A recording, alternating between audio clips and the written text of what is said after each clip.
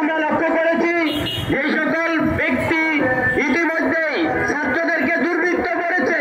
যখন এই গণ আন্দোলন গণ অভ্যুত্থান চলছে, যারা ছাত্রদেরকে দুর্বৃত্ত বলে মাঠ থেকে সংবাদ সংগ্রহ করেছে, তার টেলিভিশন অফিসে, তার মিডিয়া অফিসে বসে জনগণকে বিভ্রান্ত করার চেষ্টা করেছে, তারা এখনো বিভিন্ন মিডিয়ায় বসে আছে।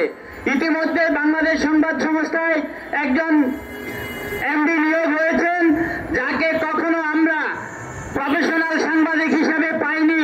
আমার এই আন্দোলনে কোনো এক লাইন তিনি লিখে কোনো সংবাদপত্রে আমাদের পক্ষে কাজ করেননি, বরং শাহবাগ এবং গাজরতলা নির্মূল কমিটির যারা প্রতিষ্ঠাতা ছিল এবং বর্তমান এই বিপ্লব গণ অভ্যুত্থানের যারা মূল স্পিরিটের সাথে সাংঘর্ষিক ভূমিকা পালন করে, তাদের দোষর হিসাবে তাকে চিহ্নিত করেছে অনেকেই।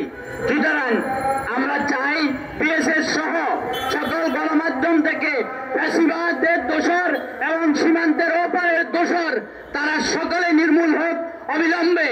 বাংলাদেশের সকল প্রশাসন এবং গণমাধ্যম ফ্যাসিবাদের দোষর এবং সীমান্তের ওপারের পালিত মাস্তান, পালিত দালালদের থেকে বাংলাদেশ মুক্ত হোক। সংবাদ মাধ্যম দেশ এবং জাতি গঠনের একটা মাধ্যম, যারা সরকারের সমালোচনা করে সরকারকে সঠিক পথে নিয়ে যাবে, সেখানে আমরা তেমন কোনো উল্লেখযোগ্য পরিবর্তন লক্ষ্য করছি না।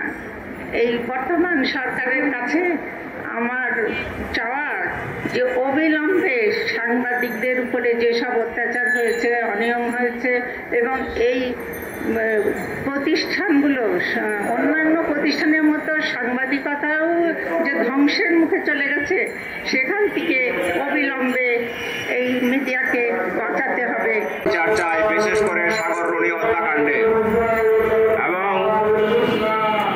গত 15-16 বছরে স্বৈরাচারী শাসন, ফ্যাসিস্ট শাসকের হাতে নিগৃহীত সাংবাদিক, চাকরিচ্যুত সাংবাদিকদের চাকরিতে পুনর্বহাল চায়।